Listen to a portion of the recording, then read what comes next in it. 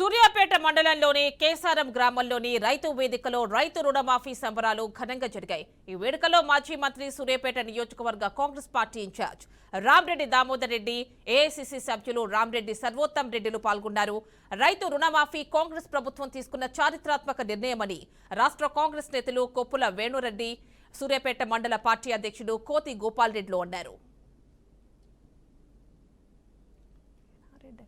మేము ఎన్నికల ముందు ఏదైతే రైతు రుణమాఫీ 2 లక్షల వరకు చేస్తామని చూపించాం. వరంగల్ డిక్లరేషన్తో రాహుల్ గాంధీ గారు చెప్పడం జరిగింది. దాని తర్వాత మళ్ళీ సోనియా గాంధీ గారు కూడా 6 గ్యారంటీస్లో కూడా రైతు రుణమాఫీ 2 లక్షల వరకు చేస్తామని చెప్పేసినాం. మేము ఎప్పుడైనా కూడా ఇచ్చిన మాట్లాడతాము. ప్రత్యేకంగా గాంధీ ఫ్యామిలీ ఏదైతే ఉందో, సోనియా గాంధీ కానీ, రాజీవ్ గాంధీ కానీ, ఇందిరా గాంధీ గారు, రాహుల్ గాంధీ గారు కానీ వాళ్ళు ఇచ్చిన మాట కూడా తప్పు.